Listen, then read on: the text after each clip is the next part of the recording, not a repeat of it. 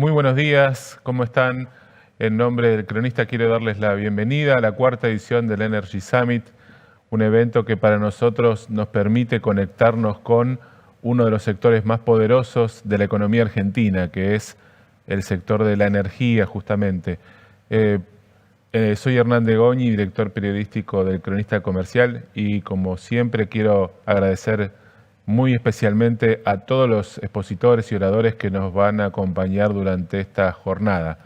En realidad creo que vamos a tener la participación de los principales referentes de la industria, consultores. Creo que una oportunidad para ponerse al día y escuchar la proyección que tienen los principales referentes de la industria. También quiero agradecer, obviamente, a los sponsors de nuestro Summit, ya que sin ellos este desarrollo quedaría incompleto. Nuestra primera charla va a ser nada menos que con Ricardo Arriazu, para mí uno de los economistas más destacados de la Argentina, socio fundador de Arriazu Macroanalistas. Con él vamos a poder mirar un poquito la perspectiva de la Argentina y el mundo, dónde está la Argentina parada en este complejo mapa de la energía, pero también mirar las implicancias de qué está pasando hoy en la Argentina y qué debería pasar para que la energía se convierta en el sector potencial que todos queremos. Vamos ya en un minuto a poder dar inicio a esta charla con Ricardo. Ricardo, ¿cómo estás? Muy buenos días. Como siempre te agradezco por acompañarnos y estar junto al cronista.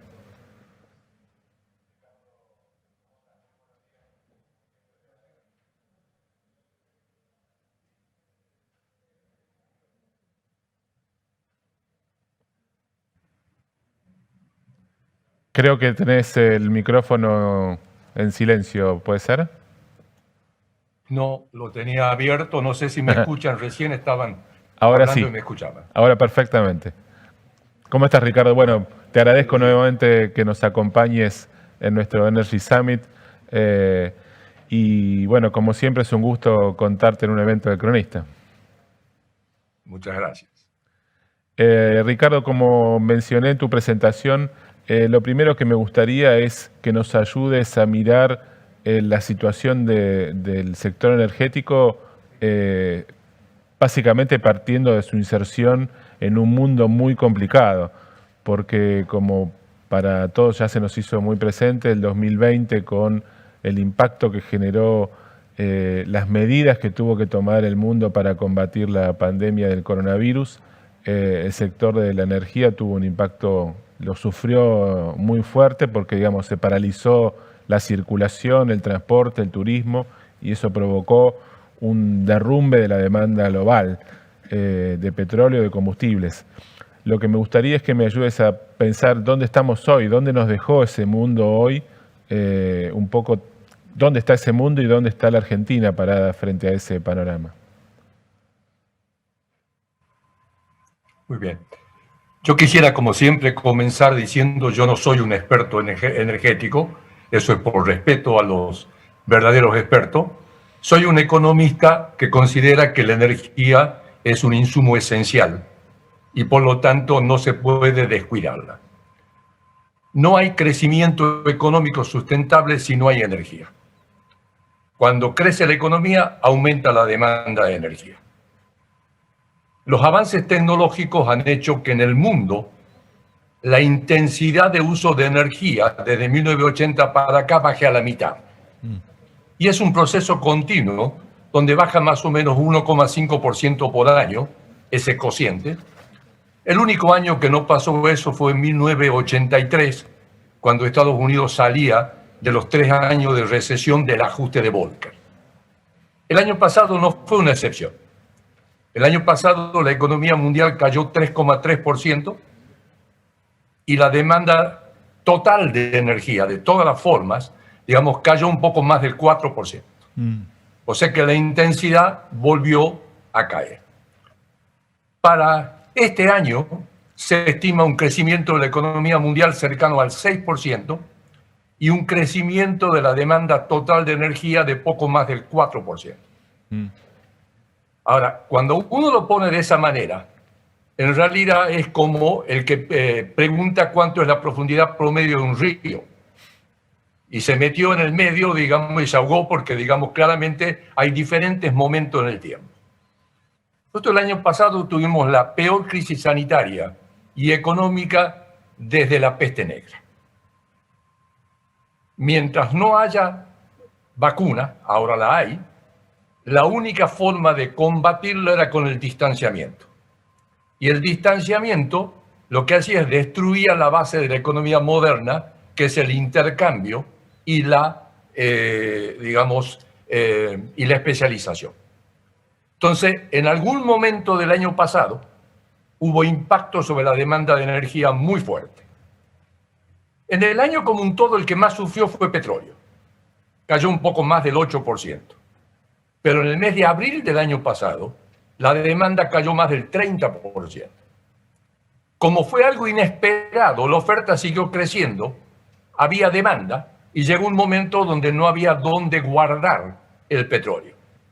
Los stocks crecieron a niveles récord, pero además comenzaron a pagar a la gente para que se llevara el petróleo. Ese fue el periodo de precios negativos. A partir de los 2 meses, quiero aclarar, esta fue la crisis más profunda de la historia, pero la más corta. Claro. La caída duró 2 meses.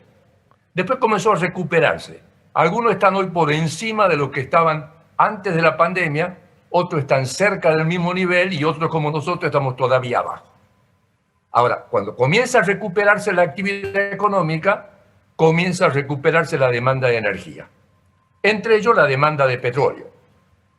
Pero cuando cayó la demanda, no solo bajó la oferta porque el impacto económico, sobre todo en lo no convencional en Estados Unidos, sino por el acuerdo de Arabia Saudita y Rusia, que decidieron bajar la oferta.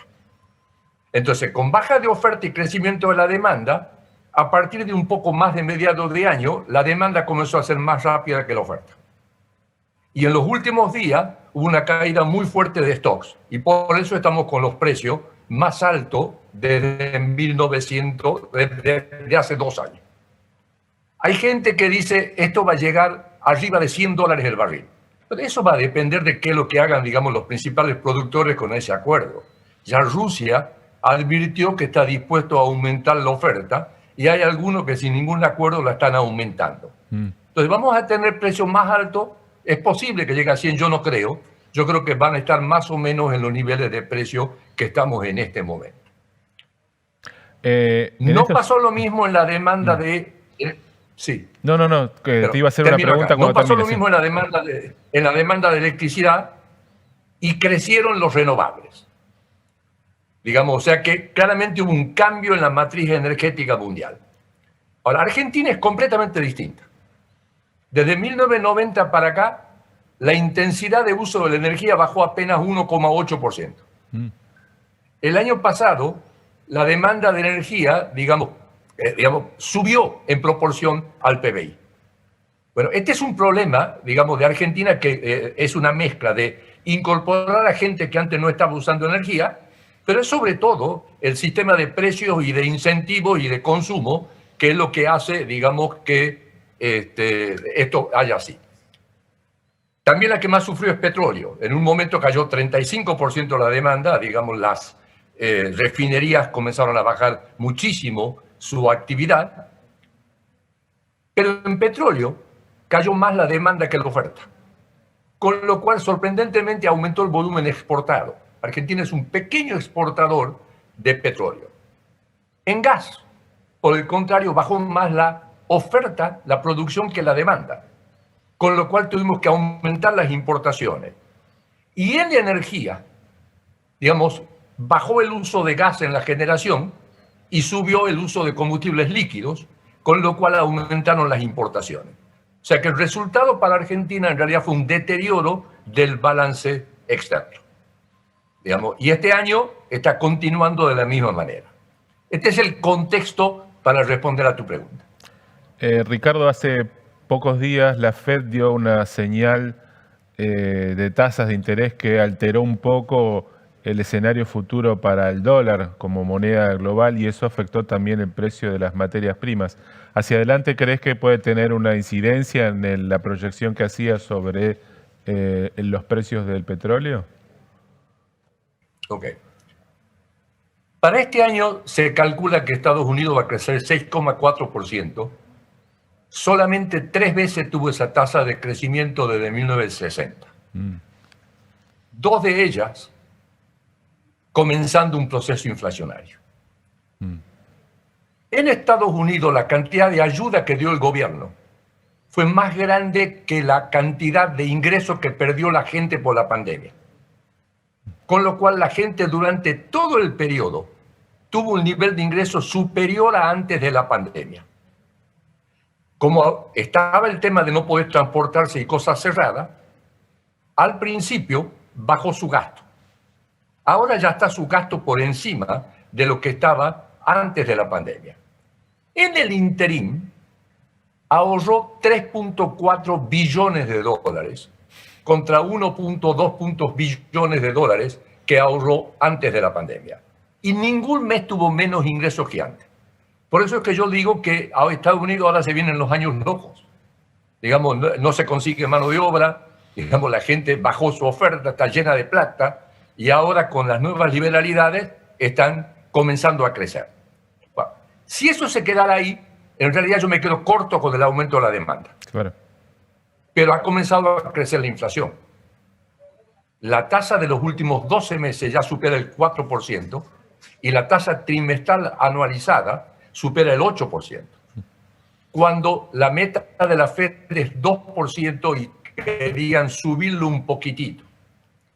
Entonces existe un gran riesgo que si se demoran en tomar medidas, repitan la experiencia de la década del 60 y el 70 y después la tengan que tomar de golpe.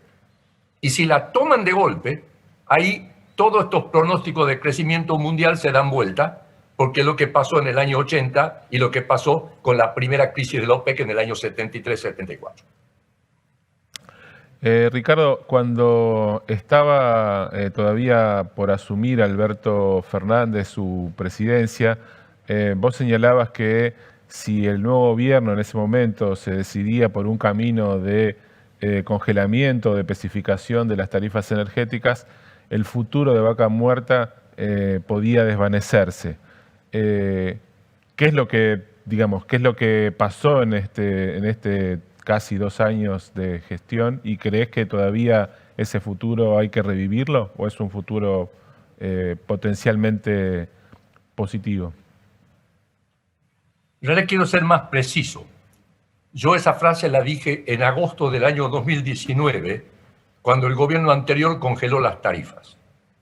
Y al mismo tiempo se produjo un aumento del riesgo país. Yo lo que dije es, en un día, Vaca Muerta se volvió inviable. Porque toda la tasa, digamos, de inversión es función de la tasa esperada de retorno ajustada por riesgo. Si yo congelo las tarifas, bajo la tasa de retorno y al mismo tiempo aumenté el riesgo país, y el resultado es que lo que era completamente rentable dejó de ser rentable. Si ustedes miran los números de fractura en Vaca Muerta, comenzó a caer permanentemente a partir de ese momento. El mínimo lo tocó en abril cuando el precio mundial fue negativo, donde las fracturas fueron 0. A partir de ahí comenzó a recuperarse un poco, sobre todo con la ley gas, que le pagaron más a los productores. Todavía no se sabe quién lo va a pagar, pero como no aumentaron las tarifas, digamos, la pregunta es quién lo va a pagar. Digamos, los subsidios en el presupuesto en los primeros 5 meses del año se duplicaron en términos nominales. Ahora, como yo soy exportador de petróleo, todo aumento de la producción de petróleo la puedo exportar a los nuevos precios menos las retenciones. Entonces, lo que ha comenzado a pasar es que desde que comenzó a subir el precio internacional, comenzó a subir de vuelta las fracturas. Pero esta vez 80% para petróleo y 20% para gas. Cuando en realidad Vaca Muerta es rica en gas, más que en petróleo. ¿Okay? Entonces estamos comenzando a ver un comportamiento disímil entre petróleo y gas. Ahora, lo que esto está mostrando es la tremenda velocidad con que, digamos, se reaccionan a los incentivos. Y eso es lo que la gente no entiende. Digamos, no entiende. Y entonces toman medidas desde el punto de vista político, digamos, pero este es un impacto de hace 80, 90 años en la Argentina. Argentina, con toda la riqueza energética, solamente fue superavitario 14 años, digamos, de los 100 y pico de años desde el descubrimiento del petróleo. Ricardo, te hago la última pregunta para ya completar nuestro tiempo. ¿Vos crees que el gobierno entiende que la Vaca Muerta tiene un proceso de inversión permanente y que eso requiere una economía ordenada para poder acceder al financiamiento? ¿O que todavía eso está puesto como en duda? Yo la verdad que debería responder no sé. Digamos, lo que acabas de afirmar es absolutamente cierto. Digamos, no convencional es mucho más parecida a minería. La tasa de declinación de los pozos es 70% en un año, por lo tanto no es como el convencional que yo perforo y después tengo un montón de años de producción. Claro. Acá rápidamente, digamos, lo pierdo y por lo tanto es un proceso permanente de invertir. Y si yo no doy los incentivos, claramente, digamos, comienza a caer. Y eso se pueden ver en las cifras, digamos, de lo que está pasando con la producción no convencional. Si nosotros sumamos la convencional y la no convencional, antes de este último repunte ahora de la fractura, estábamos en el peor nivel en producción de petróleo desde fines de la década del 80 y en gas desde fines de la década del 90. Digamos, la gente, digamos, el sistema es un sistema económico como cualquiera que reacciona a los incentivos. Si yo lo quiero estatal, de algún lado tienen que salir los recursos. Si yo quiero subsidiarle a la gente, es una decisión política, pero de algún lado tienen que salir los recursos, pero por milagro no van a salir la producción. Entonces, la respuesta es no sé, no es un tema que se hable, no lo he visto escrito, pero lo que acabas de afirmar es absolutamente cierto. Ricardo, te agradezco muchísimo por tu tiempo, por siempre aportarnos esa capacidad de visión y de combinar el mundo con la Argentina, porque bueno, la Argentina no se desarrolla solo pensando en qué hacer dentro de nuestras fronteras. Una vez más te agradezco por habernos acompañado en nuestro cuarto Energy Summit y espero que tengamos oportunidad de contar nuevamente con tu presencia en algún otro evento de Cronista. Gracias.